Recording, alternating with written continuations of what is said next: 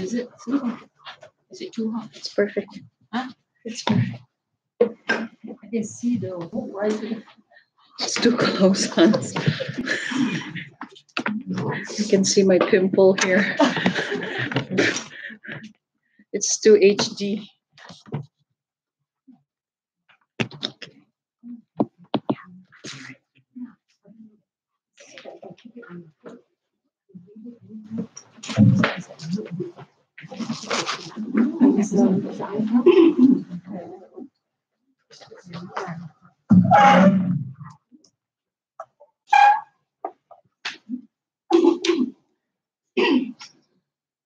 So everybody got the prayers.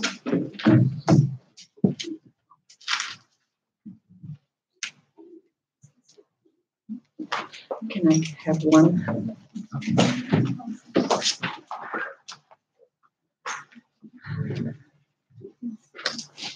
Yes, wonderful. Thank you. Welcome.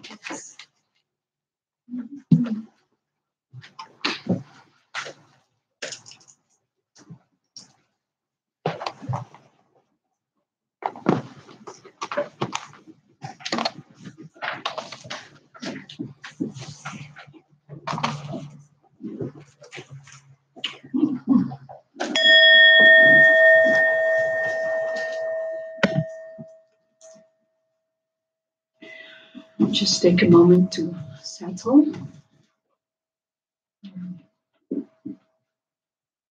Settle our minds.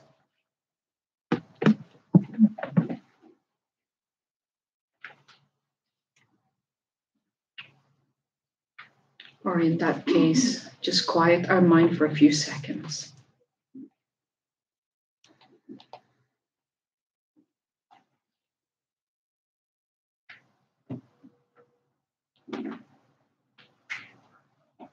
Take a deep breath, slowly, and breathing out slowly.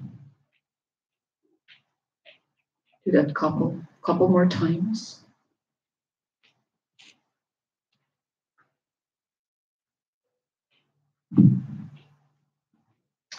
And from here, let's set a clear motivation. Why we're here today.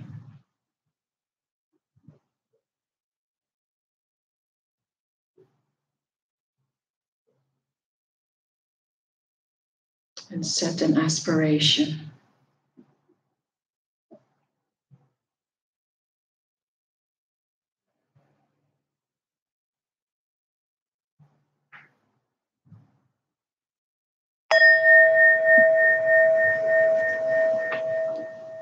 And let's go ahead and take refuge.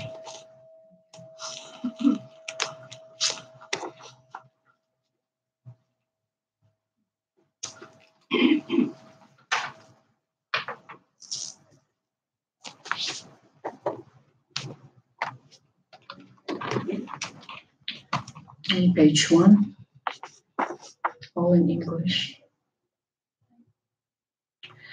I go for refuge until I am enlightened to the Buddha, the Dharma, and the Supreme Assembly.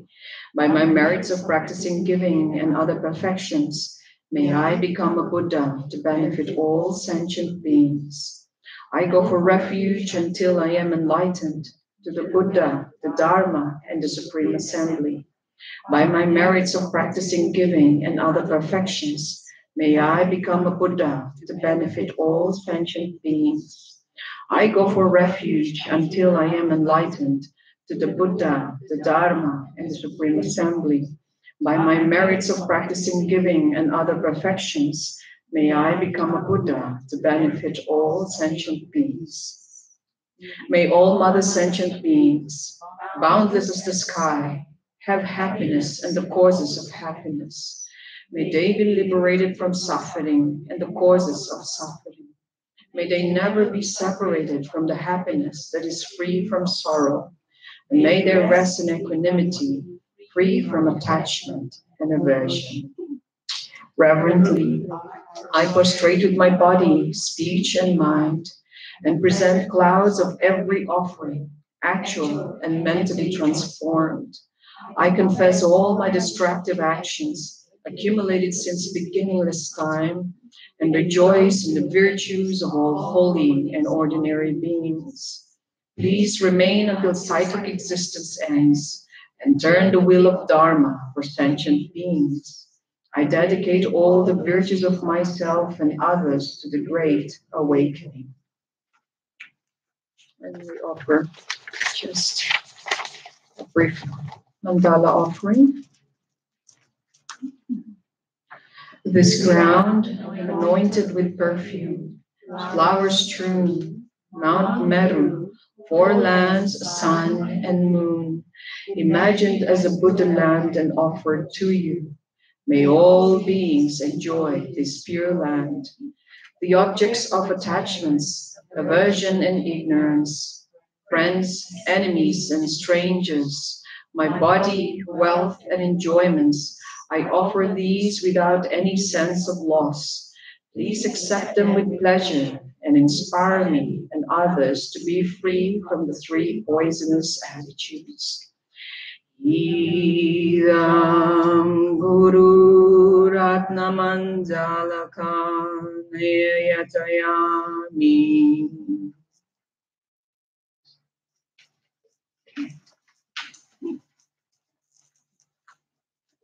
Okay, let's set aside our prayers.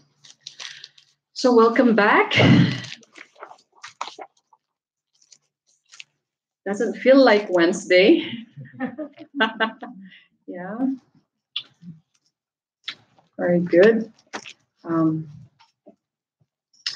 So today, we are going to basically complete the 4 fundamentals. And what I'd like to do with this, we're probably going to have an interaction a bit more about, not more so of our class or something, but it's about how you are, because most Dharma teachings, you're coming here and then you come and then you go and then you come back again and then you go and then others never come back.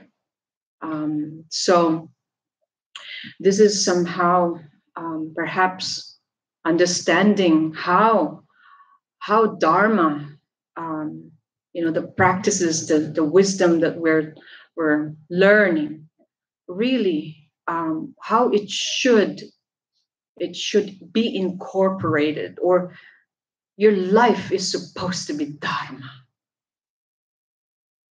It's not a separate life from you being here, and then when you go home, it's a different life. No. This is one life, right? We agree, right?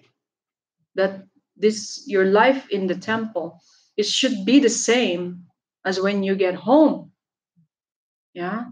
So there is quite a bit of a separation. And then at the end, you get to find maybe difficulty of realizing the identity, yourself, because we perform so much of the self, but what is this all about, because one thing I think everybody is learning a lot, knowing many things about the teachings of the Buddha, how this should, evolve. But I'd like you to really link your own life to the very essence of the teachings, to where the teachings becomes you. That is what we want it to be. How can we live the Dharma in this crazy world called life, called samsara? Everybody agree? Because once you understand, yourself just the conscious mind of, my goodness, what is this all about? Have you ever asked that yourself? That sometimes maybe coming here and cooking for the temple, it's like, is this really, am accumulating something? Because you need to live it. It's like everybody work here, right? Or at least used to had a work, right? When we go to work, and if you're not really totally employed by the organization, would you go to work and get paid? If you're not hired officially, your presence does not matter. Do you agree? For example, you're a policeman and you go to the police office and you pretend like you're an officer, but you're not hired really, you're not a real police. Do you feel like you have responsibility? No. What others would think about you? They're like, go home, right? What are you, volunteer? There's a point here. Wait just 1 second. It's the same thing as a Dharma life. If you are coming to pretend you are learning something or be part of an organization called the Buddhist practitioner, but you're really deep inside, you're not hired, meaning, how do you know you have a connection with the Buddhas? How do you know that every effort that you make, every prostration that you make really counts? Because your clock is ticking. You're in the clock. You're in the time of renunciation time. Do you know? Because we need to clarify this, because otherwise, you're just volunteering coming here. Then it doesn't make any sense coming to Dharma teachings. And do you want to volunteer as a renunciant? Who would renounce and still be volunteer when it, If you are a true practitioner of virtue, if you're a true practitioner of the Buddha's teachings and a genuine follower of the Buddha, you need to make sure that the Buddhas and you have a proper commitment. You have to have a link. Do we have that link? How do you know?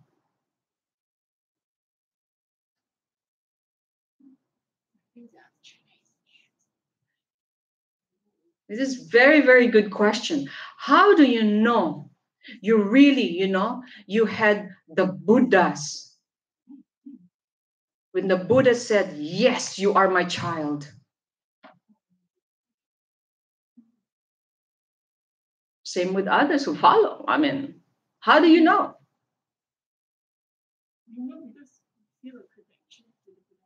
And so with others, I feel like I'm connected to Buddha, So with others who really just come here and look at the Buddha, so beautiful.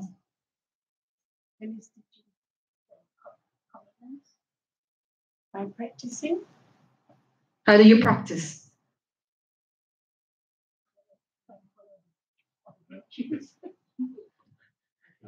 Like you have to see, you have to open up your eyes and then you can see. How do you know your eyes are open? When you can see. What are you seeing?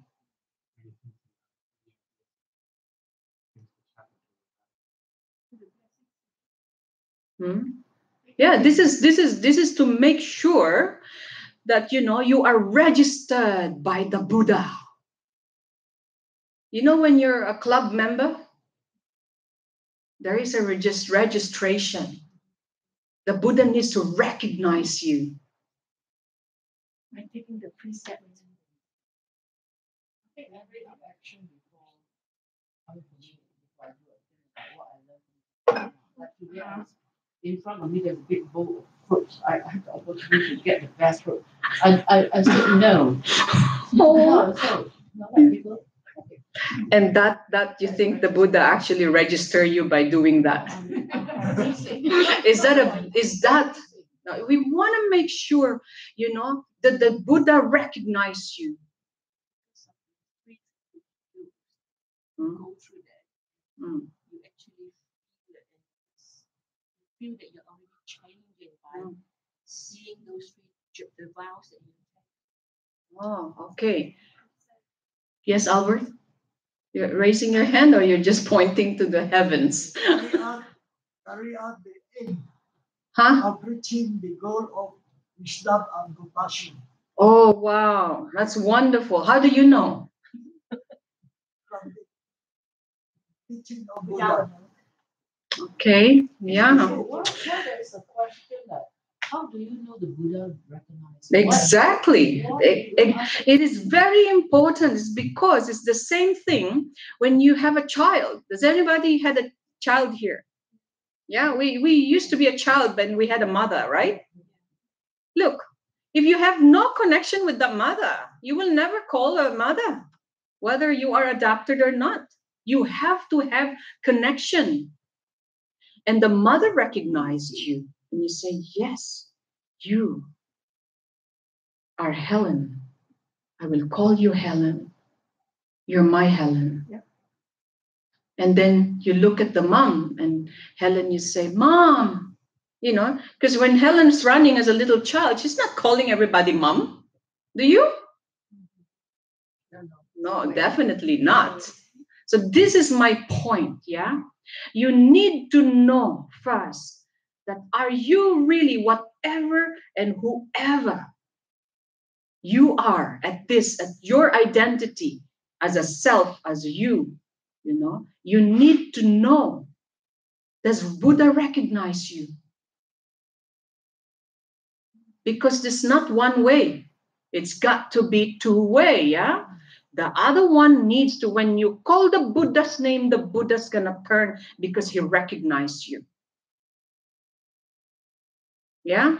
That is what I meant here, is every effort you make. Because what's the point of coming here if not so sure if you're recognized by the Buddha? Because this is very deep. This is a very, very fundamental question. How do you know the Buddha recognized you? You guys all answered amazingly well, because that's how you experience, no? But it's not enough. Like, what? What do you mean?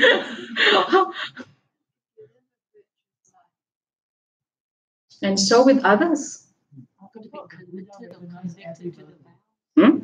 Yeah, the Buddha recognized everybody, whoever. Yeah. Yeah, that's true. Like, oh, okay. But there's no connection. Is it sometimes, from my experience, you have a difficulty, Yes. of say you lost something or Yeah, like is this? Yeah, right. And I talked to the Buddha internally, and I got the answer. Wow.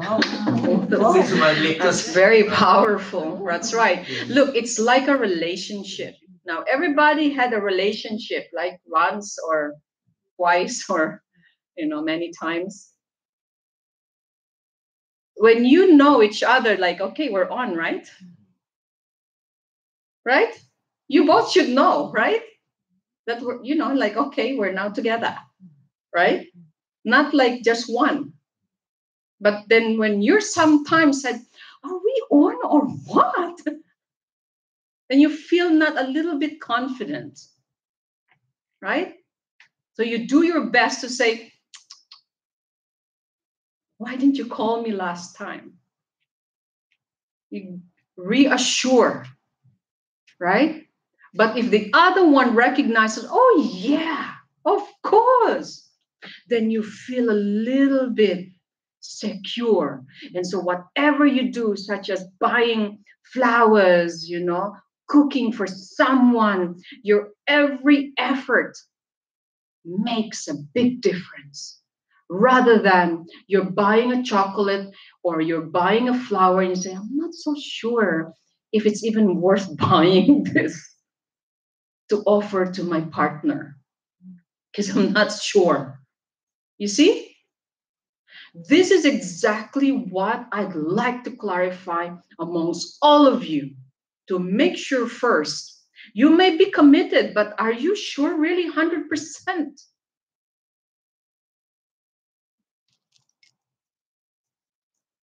Because then every effort, and then there will be a time when you are so tired, you don't even want to pick up a mala. You know your mala? This is, they call it mala in Tibetan. Yeah? And the mala collects dust. Because you know what? You're tired doing your routine of mantras. This is quite important. And the only way, all right, that the Buddha recognizes you and you recognize your commitment and putting effort into the practice is you have really, come on, Helen, you should know this. I should really, sorry. I should really. I guess maybe. I have a confession. Okay. This will be on YouTube. Okay. She's Rachel. My name is Rachel and I have a confession. Okay. And I did share with some of us this now. On Wednesday night, when I get home from here, I actually felt really, really depressed. In the sense that's of good. I was down, you know, and I was very frightened and scared by what was being said during that Dharma class. And one side of my mind said, is it really that hard to be a Buddhist, a practicing Buddhist? Wow, that's beautiful. It is so hard to be a practicing Buddhist that I can do this is not right. I do that, it's not good enough. And do another thing, it's still not good enough. And is it really, really so hard? And to me, I said something like, surely Buddha would not have made something so difficult for someone as simple as a layman person like us to follow it. And to another extent, I say, I think it's easier for me to be a Christian, to go back to be a Catholic, which I originally was. And I just say, I accept Christ and hallelujah, I go straight to heaven. And you're sure of that? I don't know. But at least then you're going back to the same problem. Not so sure. But it's easier, you think? Yeah, but wow. I was thinking like it was so hard to be a practicing Buddhist. It's so hard. It's easier not a practicing Buddhist.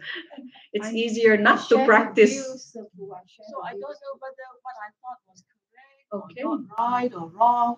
Yeah. I don't know, and I'm still in that world. Okay. Samsara. Very good. Very good. Wow.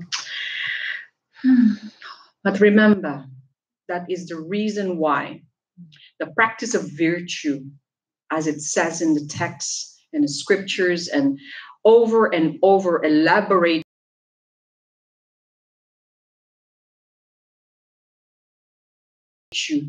is like a water going upstream. But once,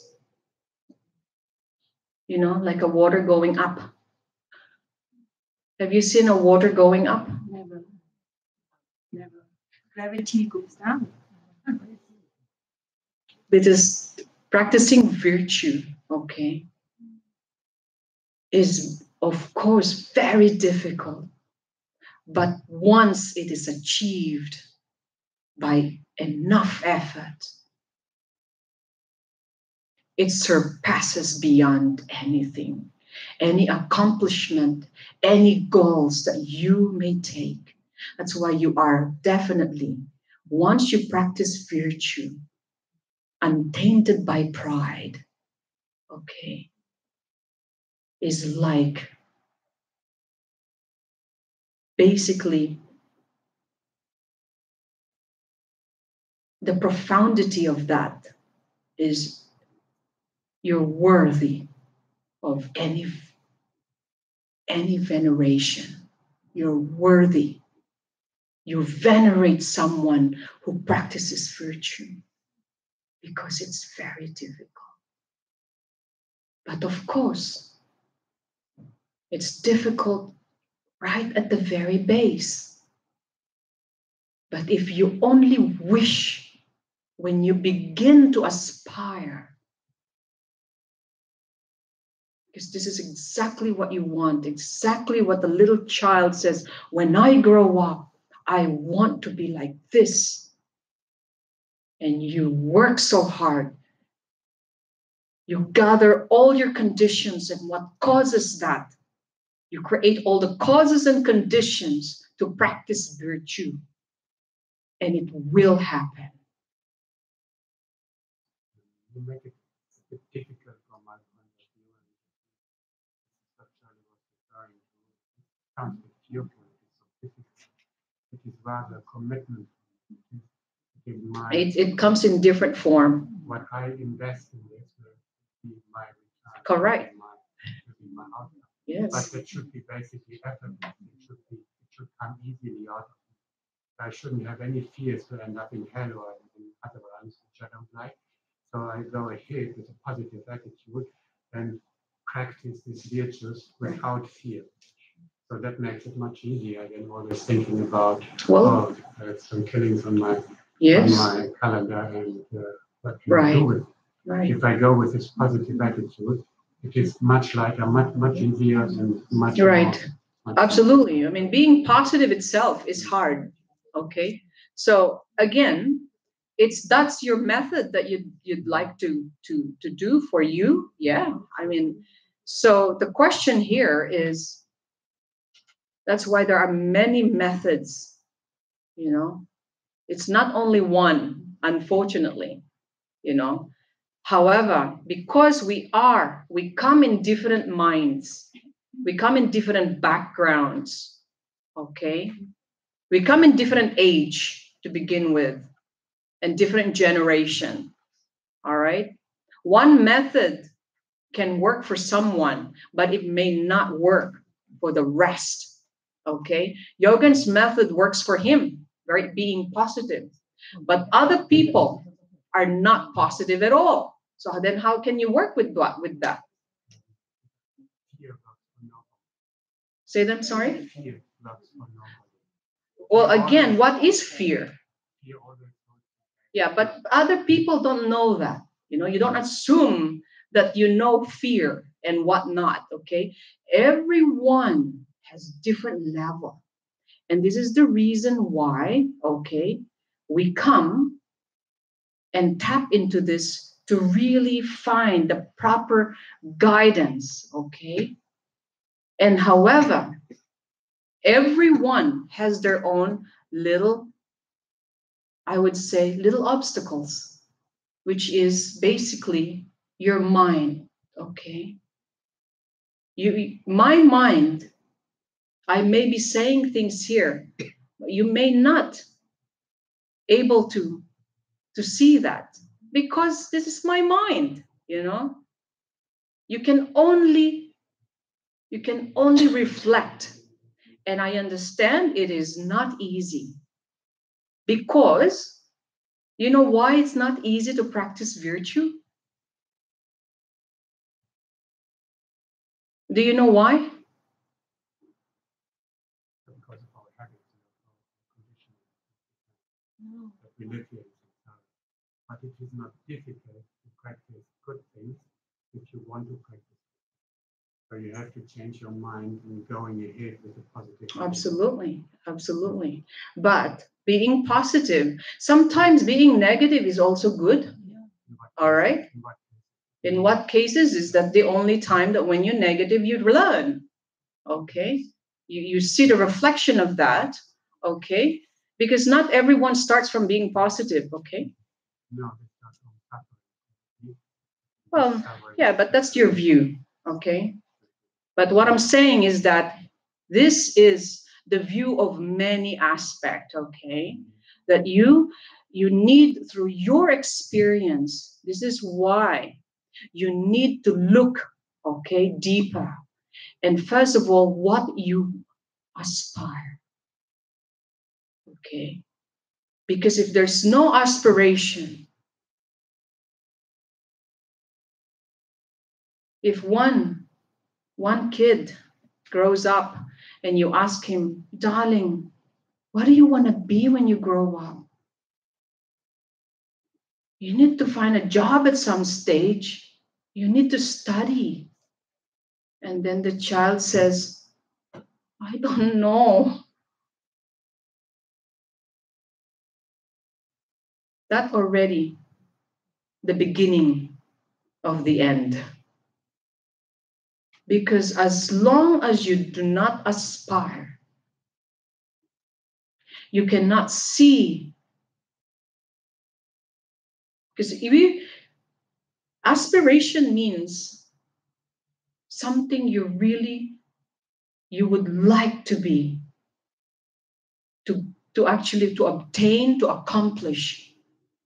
However, when it comes to the things you like, when you like something very much, no matter how hard it is, you're gonna go get it.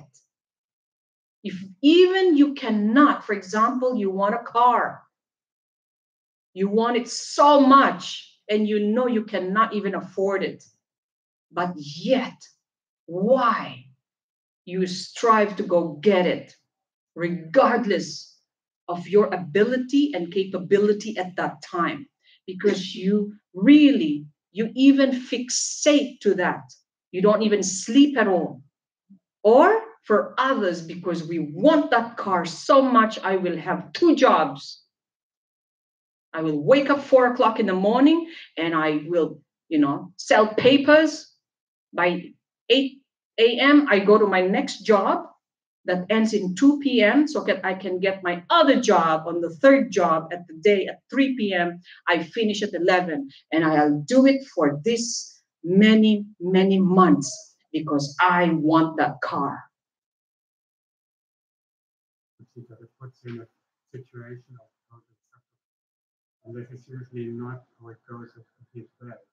If you see what life offers. But I'm not finished yet. So, it will be different, Yogan, if you listen. Yeah. Okay.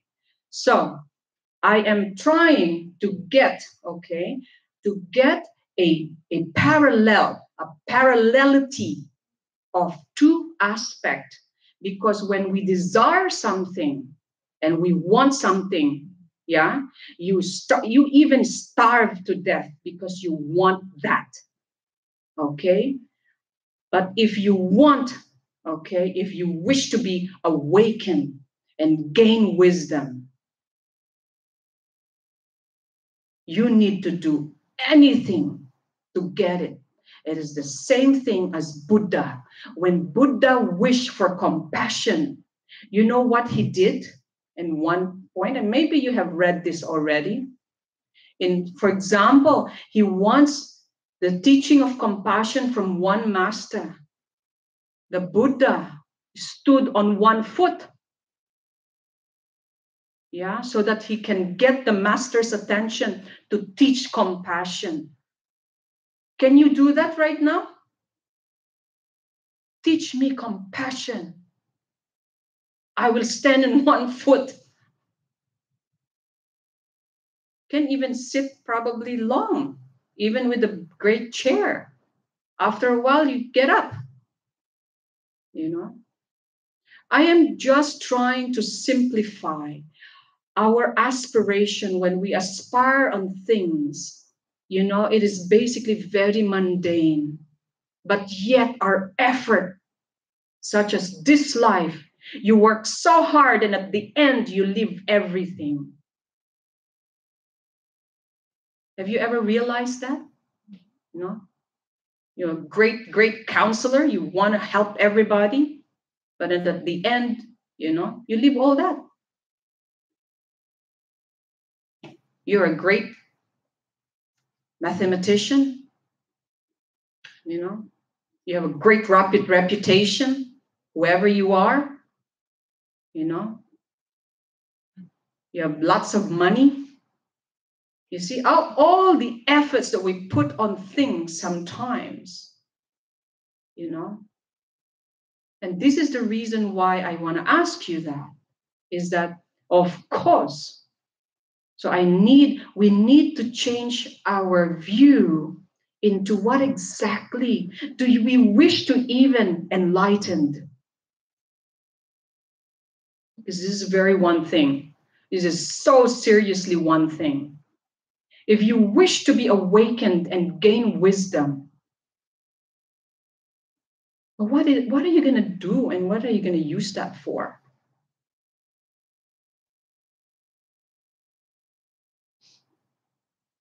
Because if you just want wisdom because you just want to be cool, you know, I want to impress my friends and probably I can help others, can show others, and maybe really, you know,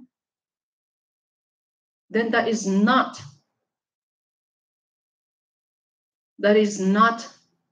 the value of that's why at some stage, you know, you're like over, I wish to be awakened. I wish to learn compassion. Yeah. It's not as equal as when you wish a brand new car. Because it is the same. You say, well, that's material, and the other one is not. But it's both of them as a concept. Because being enlightened is a concept. It will never materialize. And so with the concept that you want to wish a car, that is also a concept. Right? But you need to do and make an effort equally, because in doing the effort, you make it, that concept becomes, it materializes. It's become realized in certain form. Okay? So I am just trying to make sure that our aspiration, if you aspire something beyond the sky, you know when they're putting a ladder on the sky? Have you ever aimed a ladder on the sky? It's a profundity. That is basically almost like Shirley was saying. It is really difficult. But if you really wish a true, genuine compassion and realize the mind, the awakened mind of a Buddha, it is this. This is, however, it tells you, it already shows us how to do it. Okay? And it's, of course, very difficult. It's the same thing when you talk to a grade 1 and say, I'm going to teach you calculus. What is the grade 1 would say?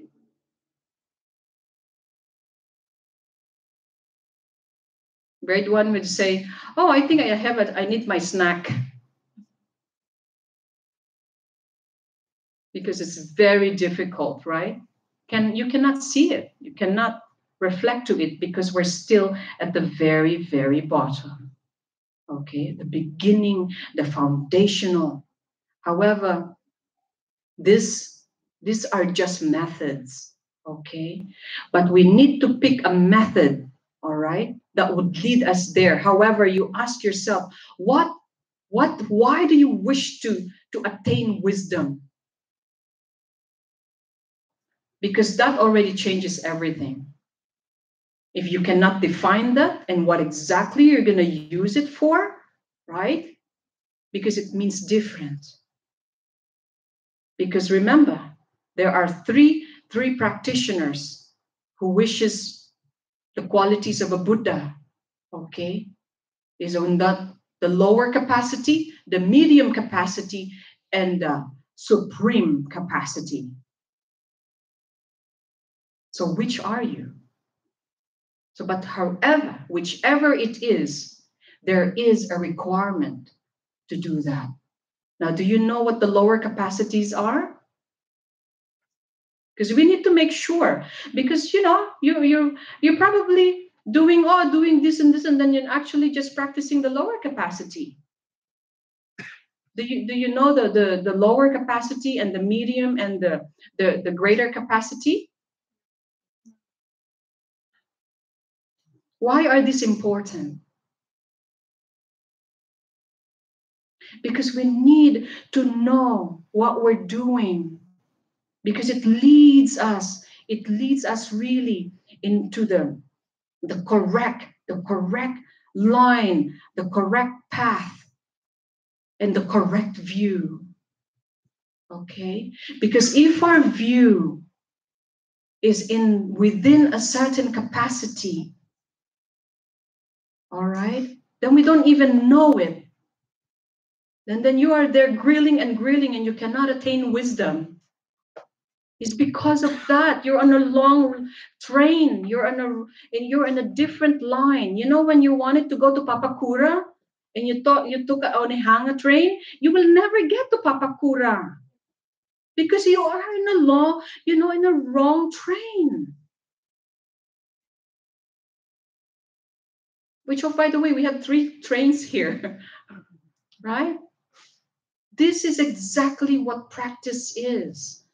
We need to define this clearly amongst us, because once you understand, every effort that you make in life, whether short or long, it is all worth it.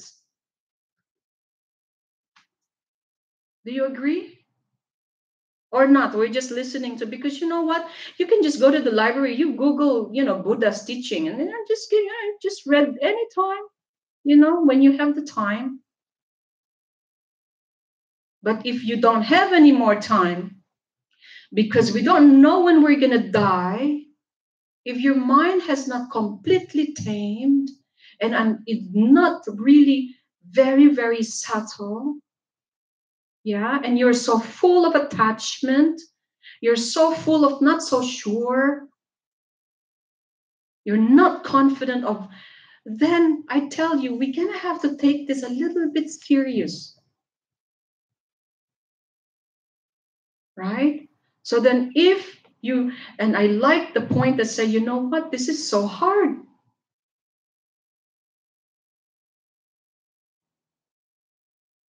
But it shouldn't be. It is hard because, as Yogan said, we are habituated to not doing that. Like, for example, like cleaning. Does anybody clean? You clean? Of course. Are you sure? How do you know that what you're cleaning is clean? Not smelly. We just put Febreze. Yeah? Yeah. Are you sure it's clean? See, even on this question, all of a sudden you're not so sure, right? Yeah. And this is what you call the practice of cleaning.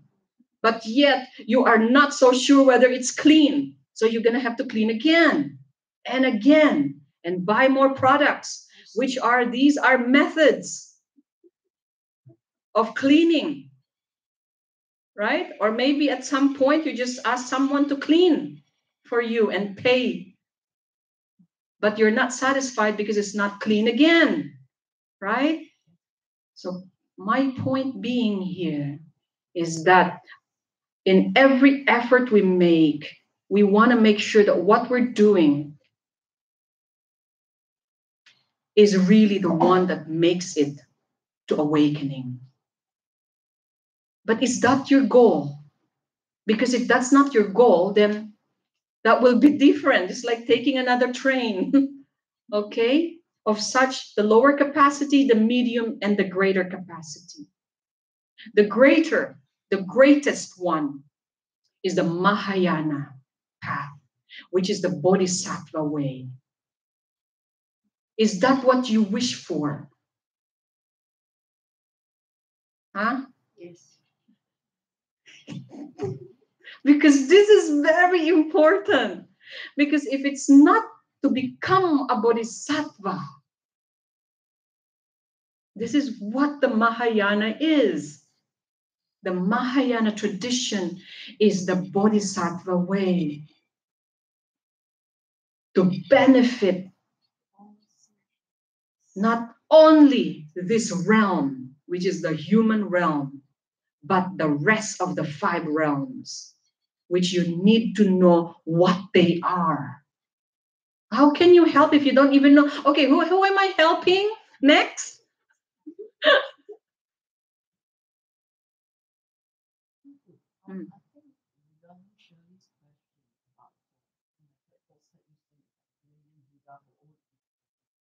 The Buddha doesn't make it difficult for us. The Buddha is there to tell us the truth. The truth is that it's full of difficulties. Buddha didn't actually create difficulty for us, but the path is a difficult one. It's like if you want to climb Mount Everest, the Buddha tell you this is what you have to go through. It's a hell. Okay, he doesn't make it a hell for you, but getting there is what you have to go through. He's telling you the truth, not creating it difficult for you. That's right? right. The truth is difficult one. That's how I see it. Is it difficult or is it just hard or matter of Well, commitment? it's up to your interpretation, but the truth is that it is going to be. It's not easy. Right. Period. It doesn't make it difficult. It's not like Right. this is what happens. Absolutely. It don't do that. It's just telling this is the truth. It Yes. doesn't create rules. Yes. So you want to climb Mount Everest, you have to go through. You might even die. 95%. Yes, if because you want it. Because yes, it's telling that this is what you have to go through in order to get there. Yeah, but how come? It is all full of difficulties. Yes, it's you're of not going to be course. happy and it's yes, I believe in you. But Yes. that is not the truth. Right, but it's difficult because we are not used to this kind of thing, Yes. such as, okay, I'll give you an example. A one virtue action, such as is being nice to your enemy, which is one being good to your enemy, or even, okay, I think the most, it's not easy when one of the Bodhisattva way, which you're going to learn next week, the 37 Bodhisattva way, okay? One of them is you are lower than anyone else, to be lower than anyone else. If you practice that, that is the most difficult thing perhaps. Because when you look at someone and you think that you're always better, and then as a Bodhisattva, you're going to have to go down, like bottom down. Okay, you open the door to everyone, including your enemy. That is Mahayana. Now, if Mahayana, and if you wish to become a Bodhisattva, you die to know how and wish you want to be like that. You understand? If you don't aspire to be a Bodhisattva, then it will be so difficult. And so with someone who wants to be a doctor and want to learn it and would not sleep because he wants to be a doctor so he can help others. Okay, or whatever the motivation is. Okay. This is what it takes. All right. That's why we practice together. We come together. And the Sangha, Okay, you are the Sangha. Okay, we need each other. That's why you need the triple gem, which is, of course, you need to be connected with the Buddha. You need to know the Dharma. It is the only pacifier of desire is the Dharma. Okay, and the third is you need your Sangha.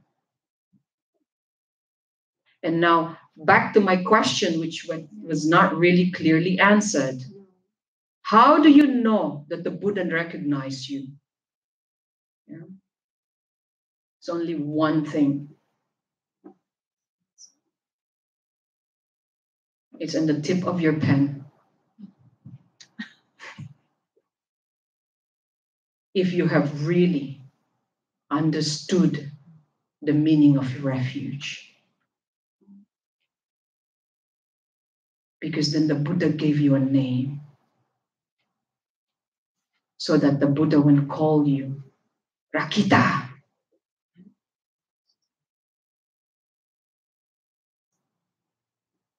Doma.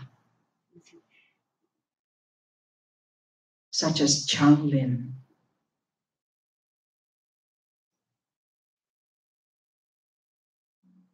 That, has anybody understood the meaning of refuge, is then when you are both happy and when you're both sad, okay, you call the Buddha either way, not other being, no other object, but the Buddhas and the Dharma and the Sangha. You ask for help. You take refuge. This is the only way that says, you know what? I'm recognized. Because the Buddha, I took refuge. At one point in my mind and in my continuum, I have a connection with the Buddha. You see? Because without this connection, you are not so sure, perhaps, what's your relationship with the Buddha. So you need to make effort, you know, and the more purity, the more purified you are, the stainless you are. So then therefore, you know, when it says the purer, the virtue you are, or the virtue you get, you can make all the dakinis turn their head to you.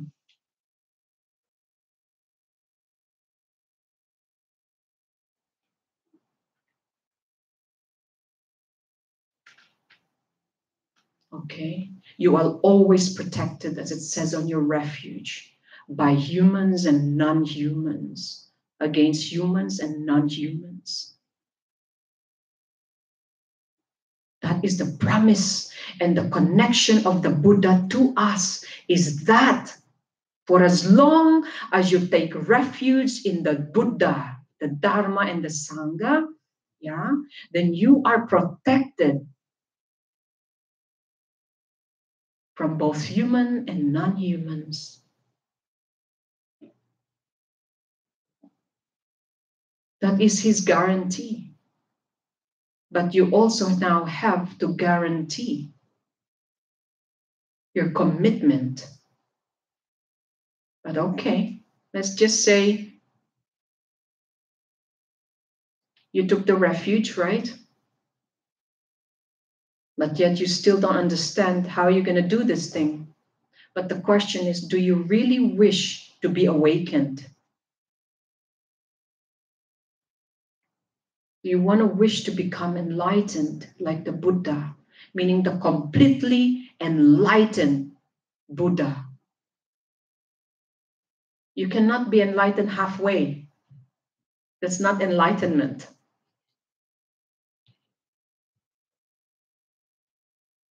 It's essential to have discipline oneself in all way of life.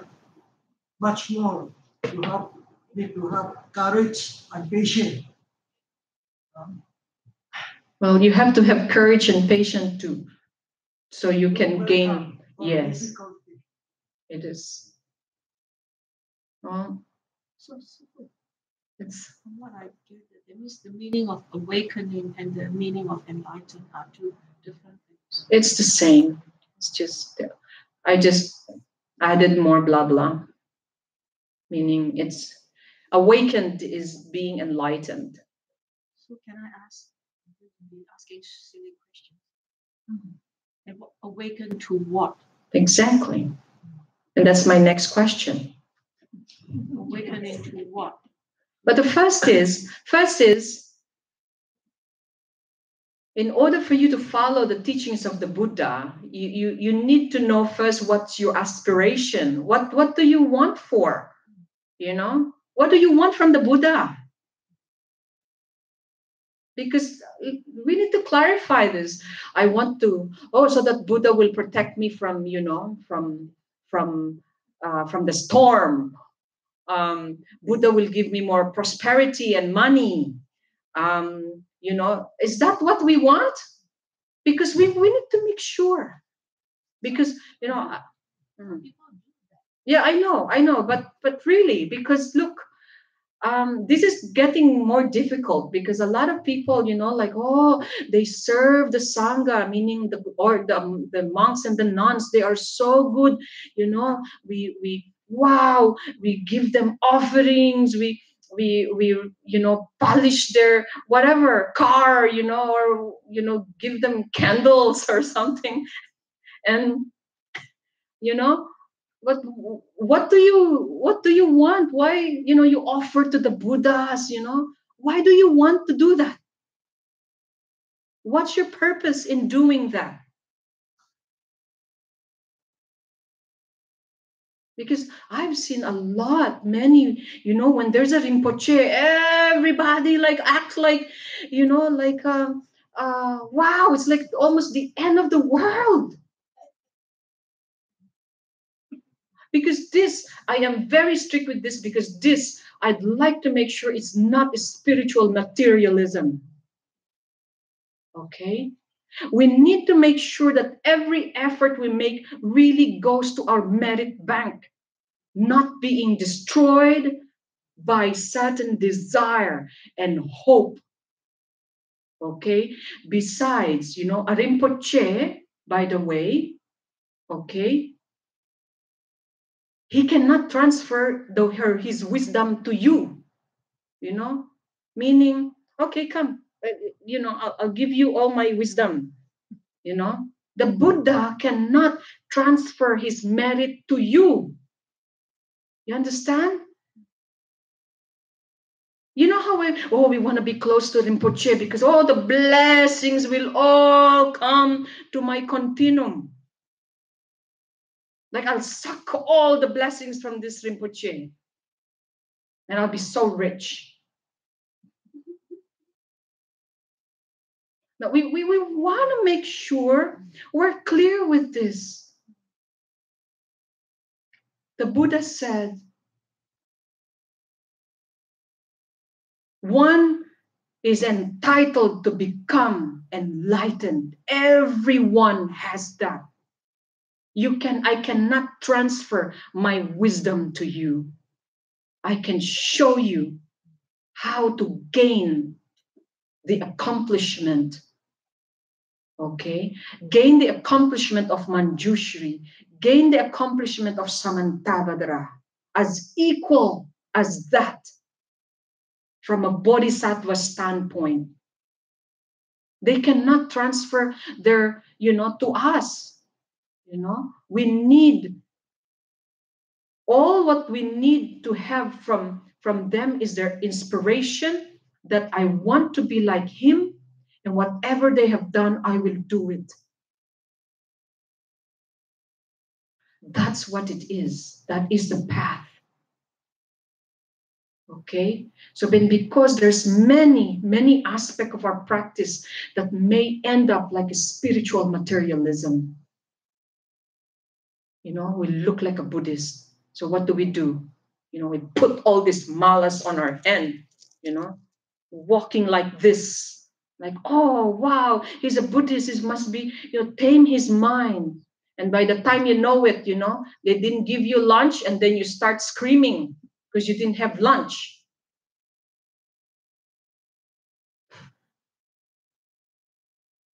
Then all of a sudden you become demonic, because your desire and your wishes did not come true. What kind of practice is this? You see? Then we confuse more. We are confused more. We're more deluded as ever. Okay? So this is my point here. That we need to clear why, if we wish to become bodhisattva, what is it for?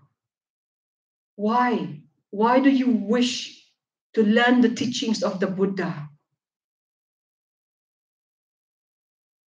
And if you really want, and if you said, because I wish to dissolve my delusion, to dissolve my pride and my ego, but that's not enough. What? Dissolve your ego so you can show off to your neighbor that you are, you have no ego, or show off to someone that because I'm good, I'm very calm. But when someone touches your ideas and your concept, you are there like, your teeth coming out.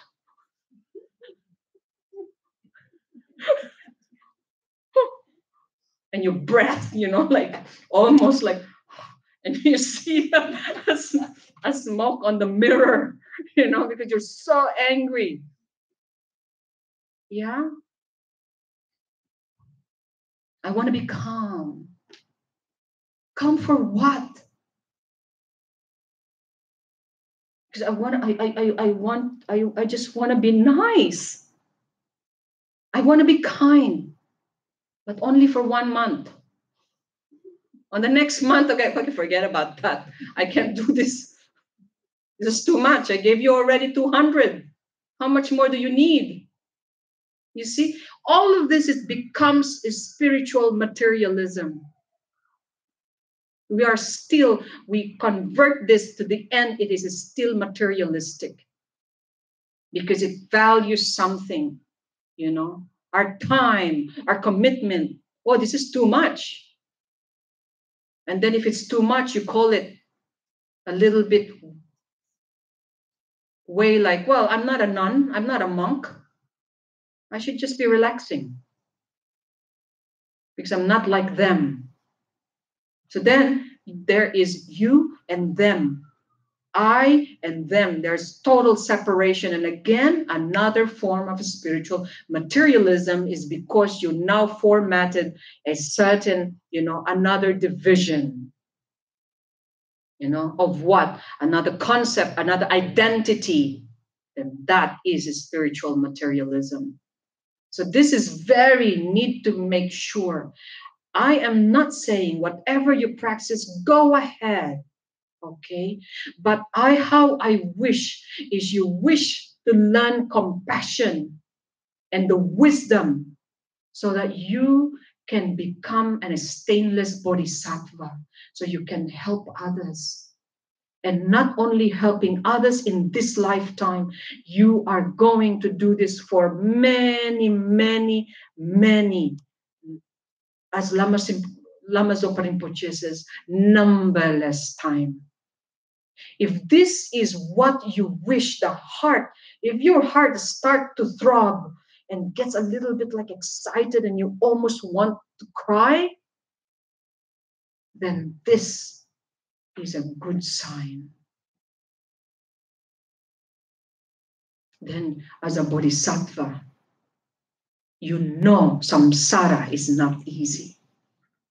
Because there are so much obstacle. Once you know it is an obstacle, it's like, okay, we'll get ready. I'll get ready. It's like a storm coming, right?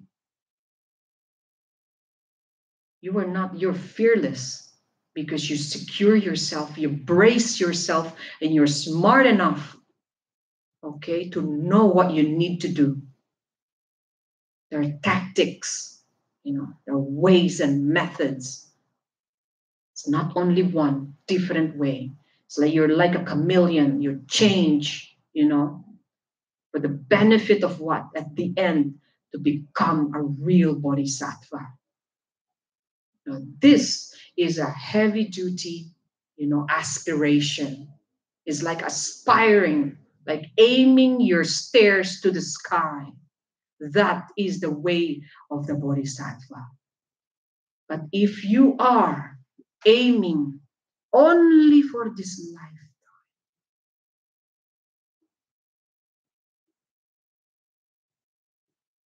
then that is really a practice in the lower. It still is good, it benefits, but it does not, promise the next life. Okay? So, Sifu, we are awakened to what is so that we can become a bodhisattva? Is that what you say? What do you think? Yeah. To learn compassion and wisdom to help others. Is that our aim? At least that's my aim for myself. But yes. Well, see, that's the reason why you have to ask yourself. This is again a self-assessment, yeah? If you wish to become a bodhisattva, you ask yourself, oh my goodness, why do I want to be that? That is so hard, It's hard enough to be in this life. Yeah, it's hard to be in this life. It's hard to even, you're very even fortunate to become alive as a human being, again, with those 18 qualities. Yeah. So that this is really, I know, because we come in different, eyes, our eyes is like, spread out, we're not seeing the same line. But if you wish, does everybody wish happiness? What kind of happiness? True peace of mind. Oh, good health. Wow. Okay. Good health. What else? Peace of mind. You see? Remember when we were like going from the very beginning of this Dharma class, right?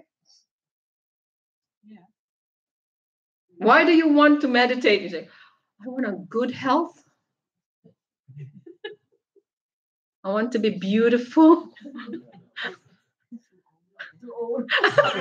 Well, you can still be beautiful when you're old. Actually, the older you should get, you should become beautiful. Okay, we're getting off the track here. Yeah, but all right. So anyways, my point here is if you wish to become a bodhisattva, okay, you know that it is not easy. Because what is the requirement to become a bodhisattva? First, as I've mentioned before, you have to be renounced. The bodhisattva has no self, have no concept of self. Because what? He does not think of himself. There is no second that he thinks of himself. He thinks of others all the time, even when they are sleeping. In their dreams and in their awakened state, they always think of others. Full time, by the way, round the clock. What is it like?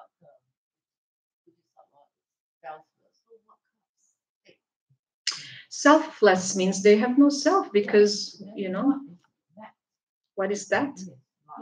Yes. Okay, I'll give you an example. If you're offering a persimmon to someone,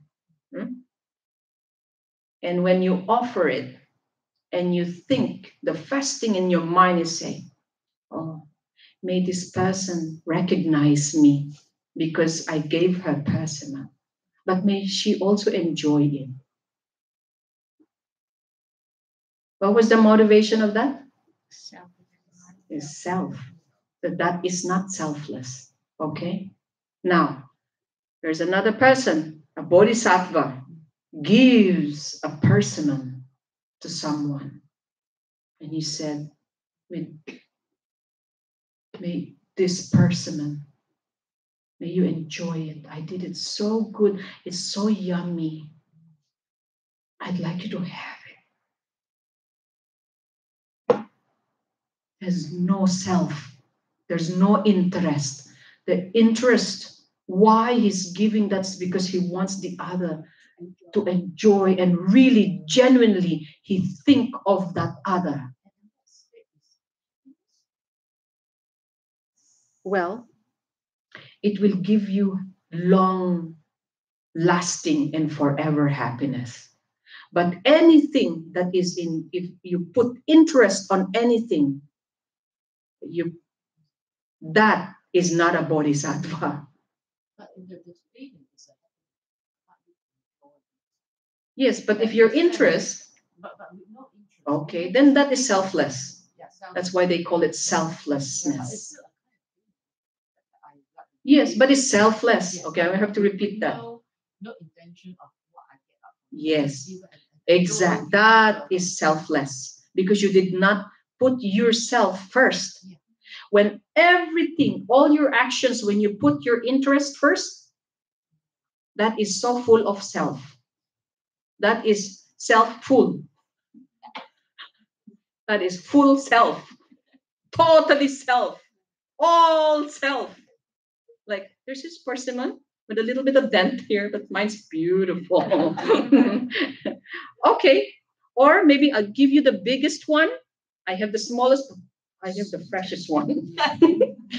You see, this is full of self. Then that is not a practice bodhisattva. How about I give you something, but I don't expect anything in return. I just want to give it to you for you to enjoy. Well, first of all, when you give something and I you don't expect anything. yeah, yes, but you hope that, may you give me blessing. No? Then there is still self. You see? I know. This is kind of like getting a little bit tough. Like, my goodness, how can I give without self? Hmm?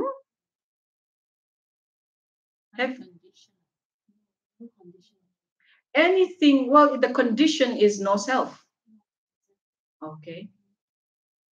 Even some people sometimes they give, especially about creating marriage, even the thought of doing this, I get some marriage, even that is not. Yes, absolutely. The bodhisattva does not think of that because they already know that is already merit anyways. But you know what they do? When they give, yeah. Huh? Outside the marriage. Yeah, because then at the end of the day, they go to sleep and they say, whatever merit I have accomplished today, may all this be sent to all realms to be released from suffering. That's it. They have nothing left. Yeah. That's when we are bodhisattva. But for us, we still You can practice that. dedicated for our When you reach your first bhumi, okay, you will know it. What's a bhumi? That's when you are really a bodhisattva.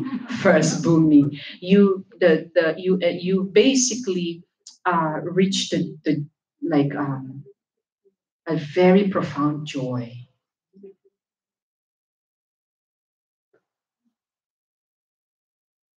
You missed that.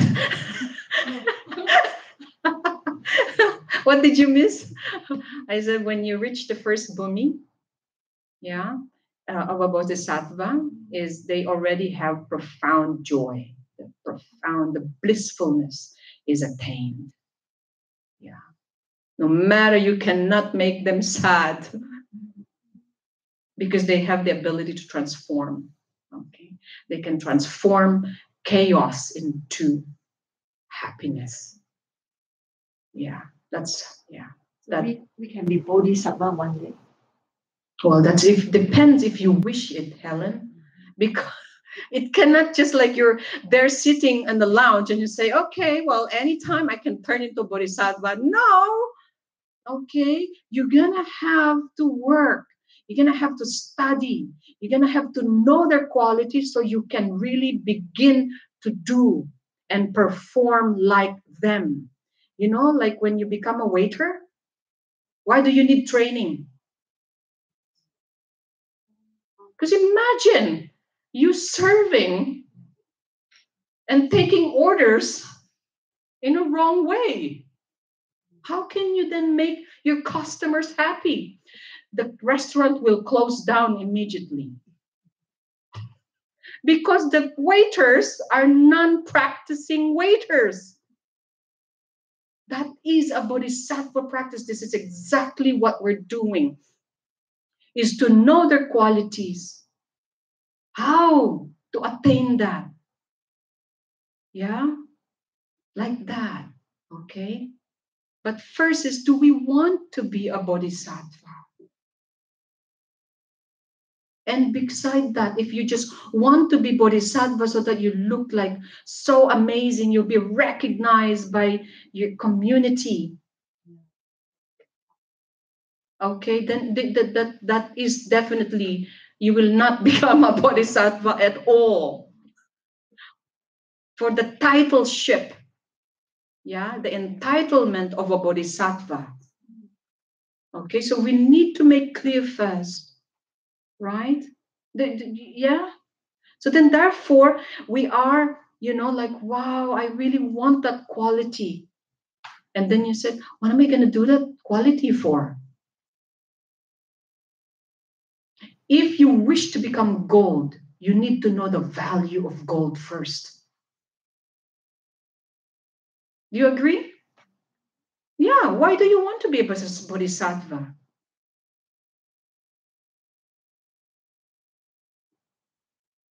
Because that matters, our, you know, the progression and the aim, why you wake up at 4 a.m. and you do prostration. And you say, because I want to be a bodhisattva. I'm telling you, you turn the Buddha's eyes and they are there with you and you start to cry. Yeah. And you feel more lower and lower and lower of humility. You know, then that is a practice of bodhisattva. But when it's tainted with pride, you know, tainted with labels and all that, then it will be very difficult to attain. And this is what I was referring to, the method.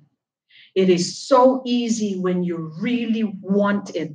It's the same thing as when you wish a house, when you want to buy a mortgage. Yeah, what you do? You do anything to get it. And it actually even makes you look good and feel good because you have to be good in front of a loan officer.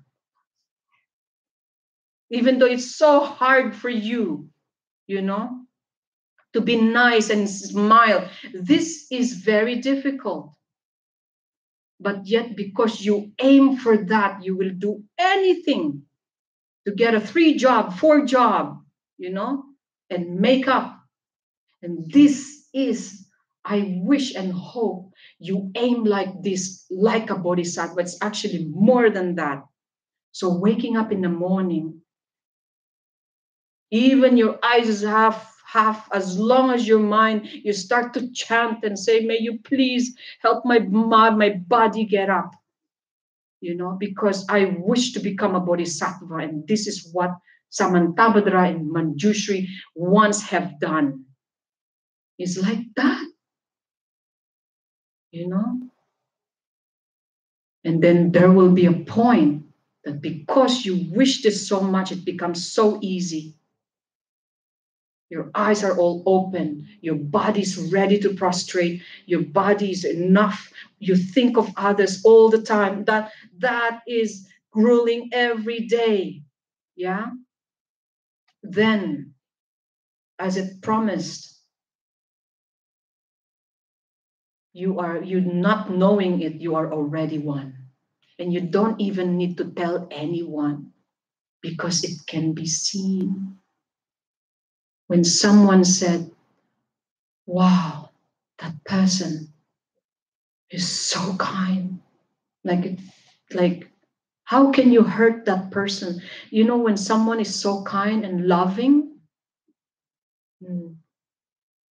that is their protection. You're completely protected because nobody harms a compassionate being. And it's so, because if you are so full of pride, what happens? You have, like enemies left and right. But if someone is just so low profile with really genuine kindness, you will see it. You will see them. It's like an elephant in the room. They become like an elephant in the room. Those kind ones. You can sometimes, even their voice, you die to hear them because their sound is so truthful and genuine. You even dream that you talk to them on the phone. Yeah, because it's that. How profound that practice. You understand? And I think we're lost track.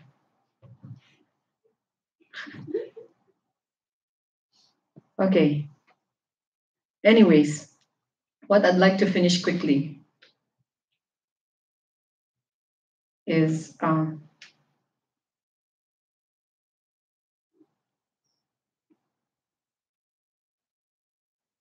the 3 higher realms, right?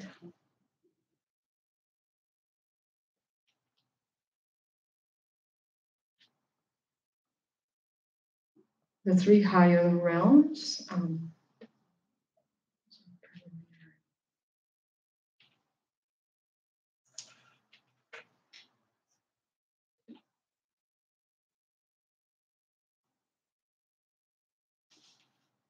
Here we go. So the one that is actually the first of the 3 higher realms is human beings. Okay, I'm just going to go breeze through quickly here. And you just, when it's something amazing, write it down. When something is not, write it down as well. There are 4 great rivers of human suffering to be human. 4 great rivers. Why is it river? I love Shirley's river is like this. It's a flow. And once a river flows, you cannot stop it. Okay. First is birth. This is human beings, right? Human realm. And why is it? It says human suffering, yeah? The great rivers of human suffering. First is birth. No more. Once you're born, no more of putting you back where you came from. Yeah. It's like once you got out, like, that's it. Right? That's it. No more exchange. Because the baby endures birth, right? Great suffering in the mother's womb. Even when you are there, you definitely suffer already because you are technically suffocated in there, in darkness for 9 months. At birth, the air of karma, when you get delivered, the air of karma expels it from the womb. The karma, just like, remember I said, the throwing one, it throws you, right? Expel it from the womb, and it feels as if it is being buffeted between two huge mountains. That's the suffering of that, the being reborn. It's like, being sandwiched by two mountains when you come out. The baby suffers. Yeah, and that's why they cry as soon as they get out. No one comes out and start smiling. Like, right? Have you ever seen a baby? I mean, they have a problem already, right? Although the mother handles her baby with great care after birth and dresses him, we put him on a blanket, and the baby still cry because it feels like tentacles, on his skin. It's another suffering. The contact is definitely 100% painful. So ignorance, okay, darkness and stupidity, which characterize children and remain even in adulthood, are the result of the period spent in the womb. Got that? Yeah. For 9 months, yeah, you have to go through some birth. It could be from a cow or, but we're talking about humans, all right? So the characteristic that we had as a child is acting like, ignorant and stupid, is because of that, how long we stayed in the womb, 9 months. In most cases now it's only 8. Birth is direct cause of sickness, old age, and ultimately death. So what causes birth? Is sickness, old age, and ultimately death. That is birth. That's the first river. The second river of suffering of humans is old age. This one, again, you cannot also stop it. Although nowadays we are dying to stop it. No matter how much it costs, you start with the lotion that you have. How many lotions do we have at home? How many? Shirley's counting like, oh, yeah. To make sure our skin, you kind of like, we want to be supple. Right? To stop aging, and then we went again to the store and say, oh, I think this is a new one. This will really definitely stop me from being old. So you bought it for like about $89. And you repeat it almost every month. Okay, so the process of aging proceeds unnoticed. The process of aging is 100%, but yet because it is so slow, we cannot feel it. It is almost unnoticed. But it will become suddenly, the suffering that involves would be unbearable. When you look at the mirror, I mean, the mirror most of the time, right? And you just say, oh my goodness, I need to go back to sleep. Right? Old age is a great obstacle for a person who wishes to begin the practice of Dharma. I know. Because first of all, it's hard to get up already. Cannot do prostrations anymore.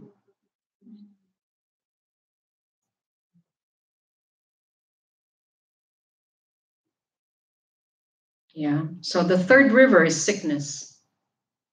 This you cannot, and we cannot stop it. Our body is subject to decay. We will get sick in any shape and form. It doesn't matter whether it's cancer or just a flu, or maybe you step on a nail, or you just swallowed a little piece of bread, yeah, and then all of a sudden you have some lung problem. When illness strikes, not only normal everyday activities are disrupted, but particularly the practice of Dharma. When you are sick, you cannot come here. It's hard to even pay attention when you're sick. When suffering involved in sickness are clearly recognizable, right? The suffering of this is clearly recognizable. That because we can see it and can feel it. It's suffering. And then at the last, the fourth river is death. This one, we cannot even stop it. We don't know when it's coming, the time and place. It does not give you any warning. Even the one that knows they're dying, they don't know when it's gonna end. And you're hoping like, okay, I'm ready now. And then the minute you say, I'm still breathing. And then you're to the point that it makes you so angry already because I'm prepared and I'm not dead yet. Yeah. When it comes, you will be far removed from friends, relatives, okay, who surrounded you during lifetime. But when death comes, you are going to go alone.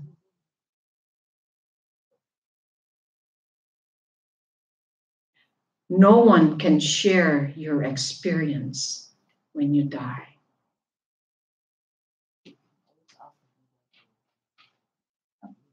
But it's still not. It's actually 1/7 of the blessing. It may not be enough to boost you to Pure Land, depending again on the merit that you had, on the virtue, how virtue you are. You're talking about the mind, okay? The continuum. When you hear about the suffering of the hells, you may remain unmoved since it does not affect you directly. But when you hear about and realize human suffering, you will be stirred by the truth of it. Because we experience it. You said, this is really being human is suffering. But when you say, well, about the hell one, well, okay, I understand, but you don't know how much more when you are going to be thrown there. We can only realize and recognize and experience the human because we're humans. But we are already suffering very deeply. There's no escape. The next higher realm is asuras. They call this other words demigods. Jealousy is the principal cause of their misery. The asuras are 100% jealousy proof. You know.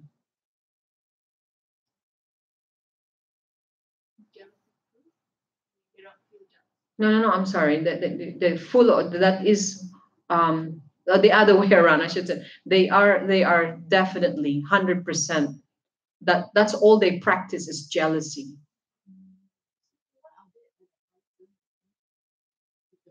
They are demigods, yeah,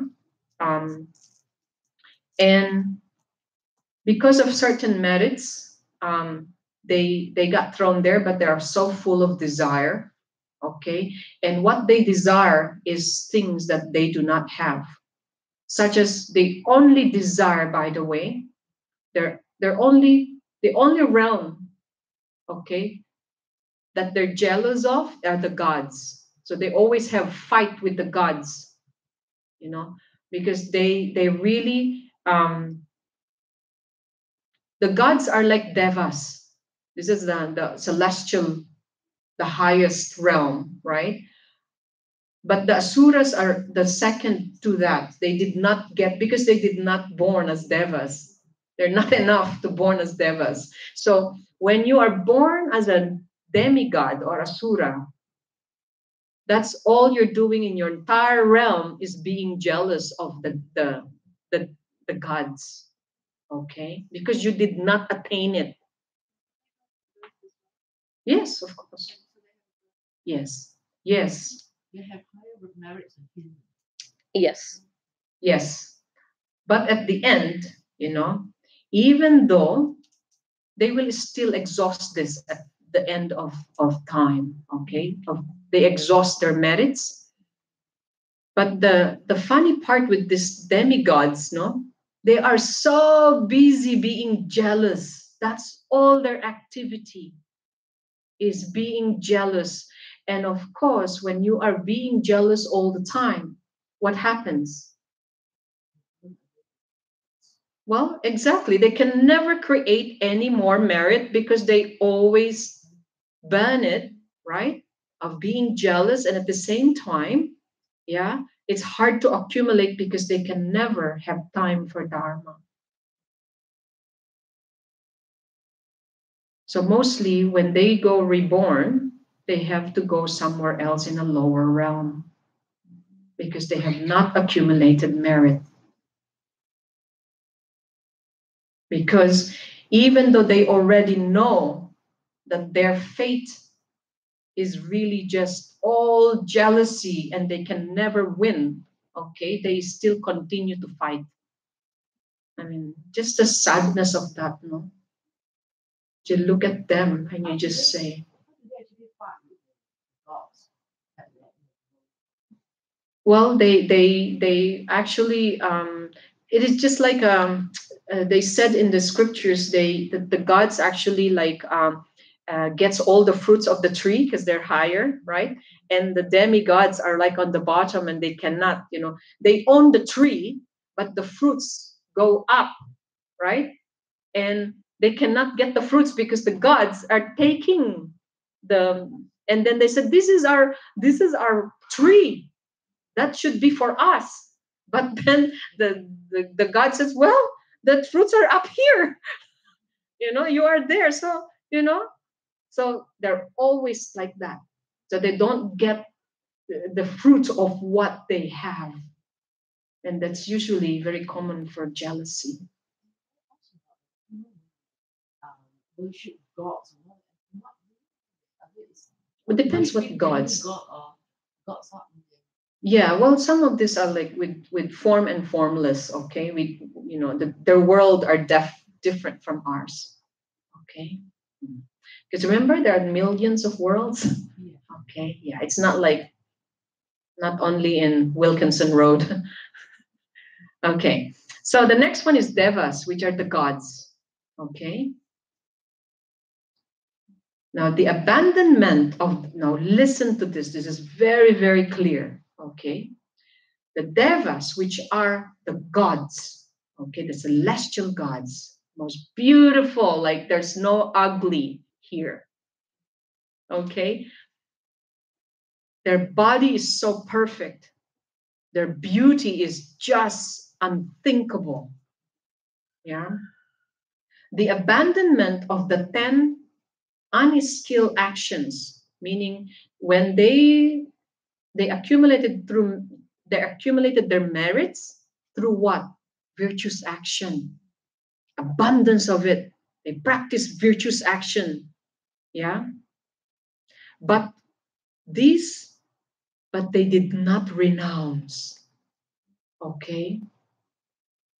They did not renounce the worldly concern. Is the main cause of rebirth as a deva. Meaning, you may practice and perfected your discipline, but you did not renounce the world. You accumulated many virtuous merit, yeah, but you did not renounce. What did you supposed to renounce? Your 8 worldly concerns, your birth. You have, because they have high merits. Okay, so they were reborn as celestial gods. The gods, they have everything. Okay? Their life is very long and their gratification is unlimited. But their minds are totally diluted by the round of pleasure. Remember, like someone who are technically in a 24/7 party in Las Vegas. And you exhausted all, you pay all the drinks and the food and like that. No sleeping. This is Deva. This is the God's, God realm's life. They always are in party. They're always in pleasure, non-stop. However, when they exhaust everything, I think they live like 500 or more lives, like long life, right? But they exhaust it. When they exhaust it, they have 7 days. Before 7 days, before they die, yeah, they are the saddest beings because they can see where they're gonna be and they cannot change it. So usually they see themselves going to the lower realms. And so within that 7 days, they change, right? They no longer, their bodies begin to smell and no one will ever dare to come near them again.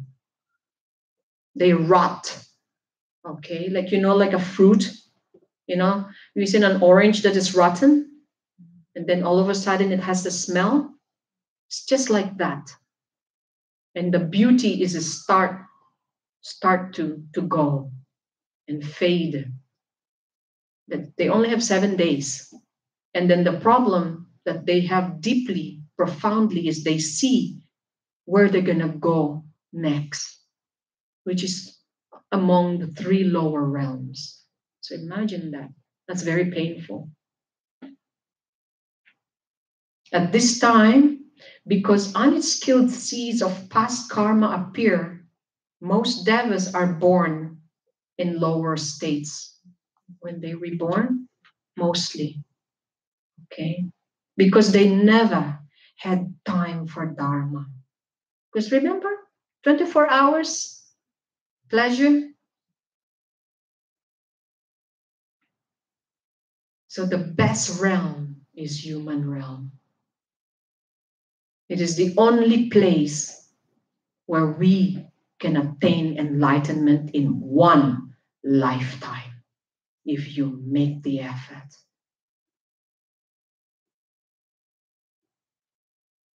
Not in the Sura realm, not in Deva realm. Only in human rebirth can one attain full awakening. Yeah? Now, Just to clarify, so in the Deva realm, the suffering, there's their inability to practice. well, it's not the inability, they have no time. They're so party all the time. Do you even have any dharma moment when you're so in pleasure? Exactly. None. Huh? The suffering is at the end, okay? Because they exhaust it all. It's like, having to go to Las Vegas and you have all your $1 million and then at the end you only, coming up to be $7 left. Yeah, like that. Like you exhaust all your credits.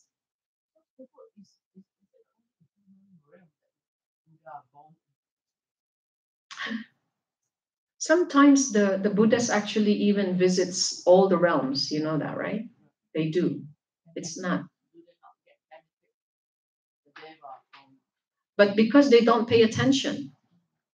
You see, you remember the Dharma teachings is not because even Sifu is next to your door. If you don't pay attention, you will not even head it is an effort really to even think a bit, even if you are obstructed with so many, many defilements in the mind. If you just take a moment, you know, you can get a little piece of blessing. But when you're busy, you know, you cannot be here. So it's like the day where I'm having such a great time that come to me. It's a joke. Exactly. Right. So ask, you know, ask Angelina Jolie to come to a Dharma practice. She would give you money to put up more Dharma places, but she said, you know, I'm busy. I have taping. I'm just giving that very lame example. But, you know, like Trump, for example, do you think Trump has time for Dharma practice? We can even set it in human realm. A lot of this, let alone Yes, absolutely. Yes, Albert. In reality, is there a Reality. really exorcists appear in recent year, What is it? not beside from being shown, being played in cinema? What is it? Truly happened. What is it again? Exorcists. Ah, you know, sometimes you're actually an exorcist all the time, you know, with a diluted mind. That is exorcist. I mean, when we some good point, Albert, but yes, we do. Yeah, that they're around. Okay, because there are many, many beings who are basically very, very diluted. Okay, they are influenced by spirits, influenced by, you know, yeah. Then you can experience that in this realm as human.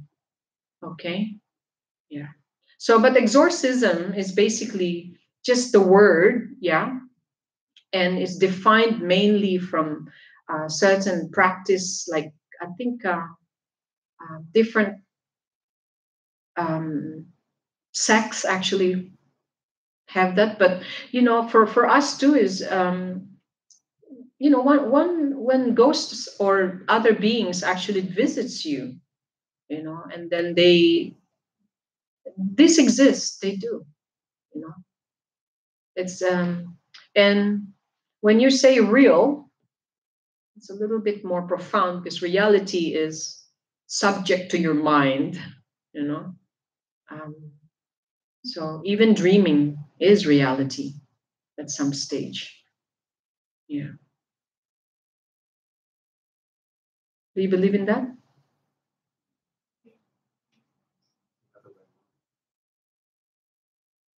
Life is a dream.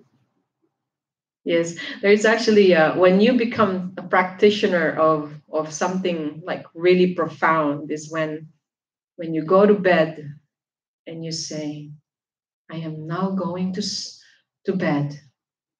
I am now going to wake up. And then when you wake up in the morning and you say, and now my dream will begin. Okay. So now it sounded poetic, but you know what? If you practice like that, which we will later on, I think progresses to that, to where it is one of the practices. It's actually very profound because when you think and you like in the morning when you wake up and you just know that you're dreaming, you don't think everything so seriously and you don't practice attachment because it's great, you know, whether something happy happens that I know I am just dreaming. And then when something bad happens, you say, I am just dreaming. Yeah, it's great. It's profound practice, right? All right. So anyways, so we finished the 4 fundamentals, right? Yeah. And to be honest with you, this is a profound knowing. You know what? The preciousness of human rebirth. We need to meditate on this one seriously every day. When you wake up, that this life you may not be able to attain rebirth again. And this is only what you've got. Yeah. The second is the essence of impermanence. That all phenomena are impermanent.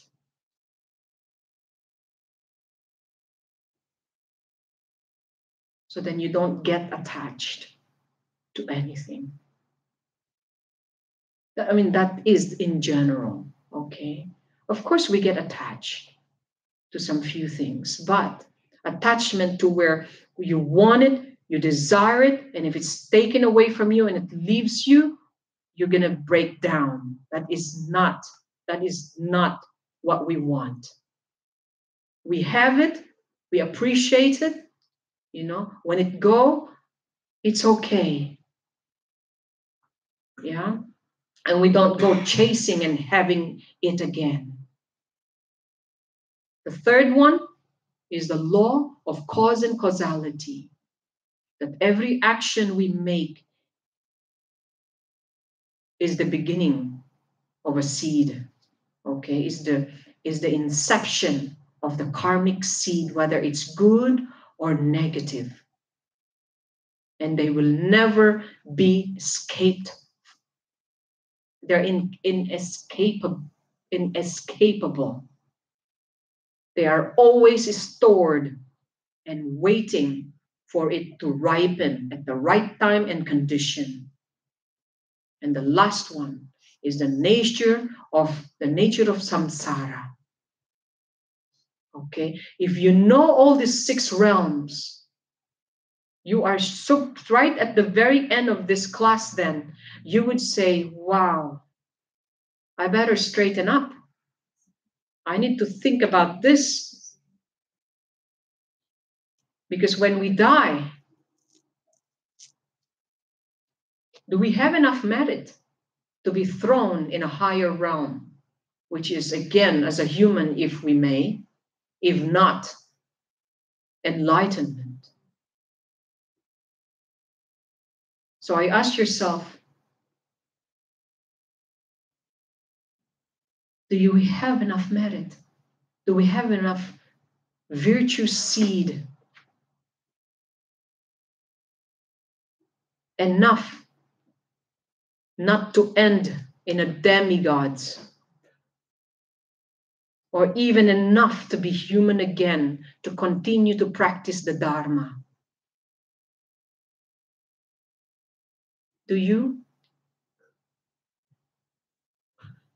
So we not just collect merits, we have to make sure that we also make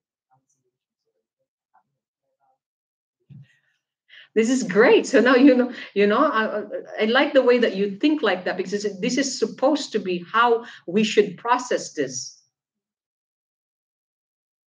So there are 5, remember? I mentioned this before. The goal and the path of the Buddha says, first is you renounce.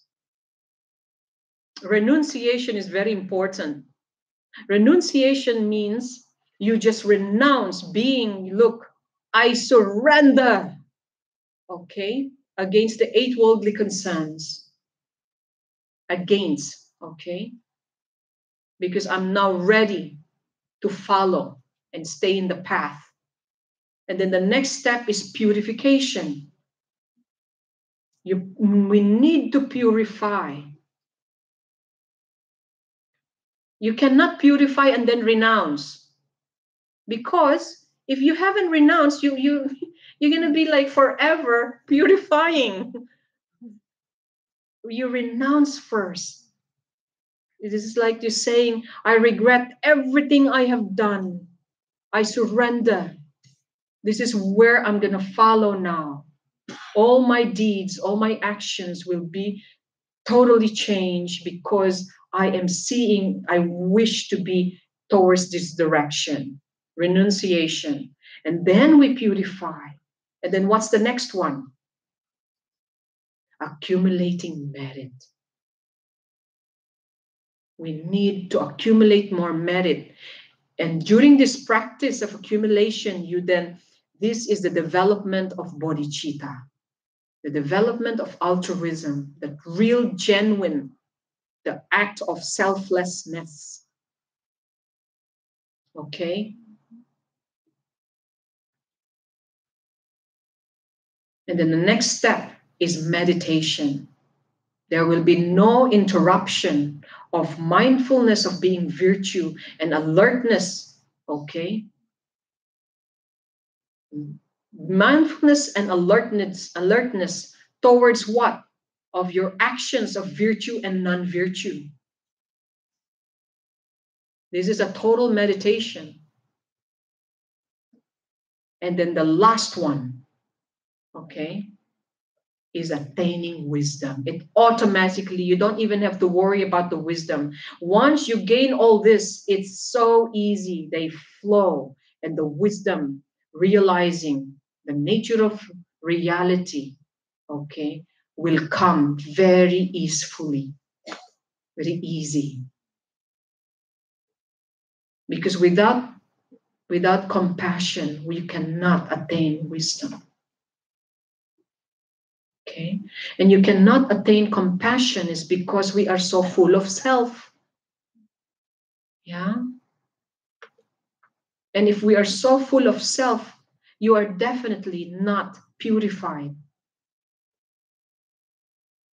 And because if you're not purified, okay, you definitely are not renounced. So then therefore you are not Buddha's practitioner or Buddha's follower. You see? That's it. I gave you all the links. It has to be that step. It cannot be, oh, I need to learn wisdom first. You cannot do the 5, 4, 3, 2, 1. You have to go 1, 2, 3, 4, 5. You cannot also 1, 3, 2, not like that, okay? It is therefore a path to liberation. Yeah. Okay? Now, if you are a little bit inspired about this, there is really a way. It is not difficult. If you wish to become bodhisattva, it will not be difficult. And that is my answer from the very beginning.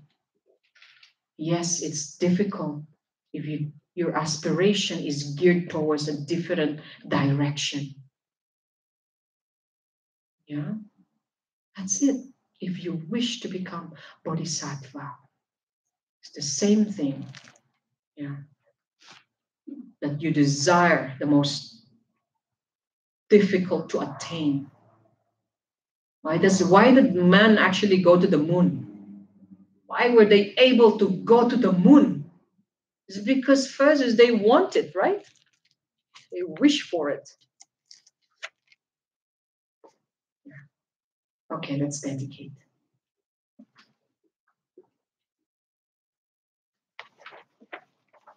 Okay, on page 10.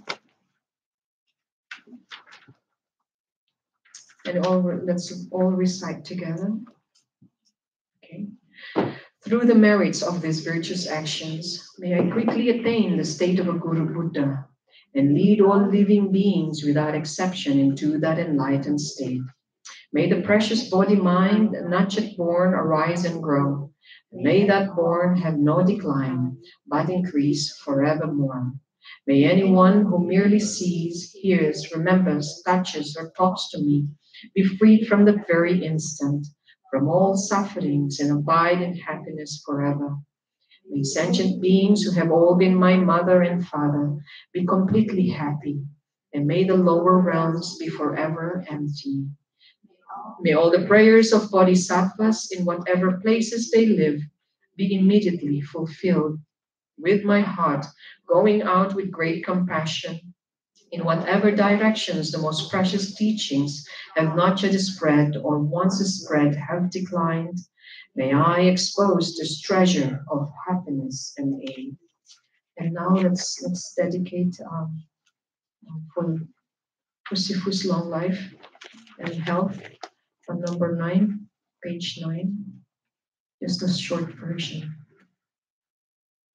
I bow down to the spiritual guides of the Supreme Vehicle. May the precious masters grant their blessings. Inspired by the extraordinary traditions of Chan, signifies enlightened inherent potential for all beings. You, with your skillful means, inspires everyone to instantly uncover one's Buddha nature with the light force of Lin. May you live an enduring life and unchanging good health. May your Dharma activities of profound generosity enthuse our mind to engender genuine compassion to benefit others. May your Dharma teachings spread in all of the 10 directions. Thank you, everybody.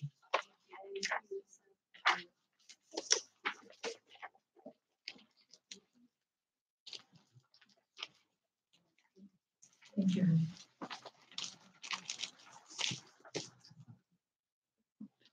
We have a class next week. Yes. So Wednesday we have Dharma class on Wednesday, right? And then because we have the teachings of Rinpoche coming, I'd like to know if you would like to have an alternate days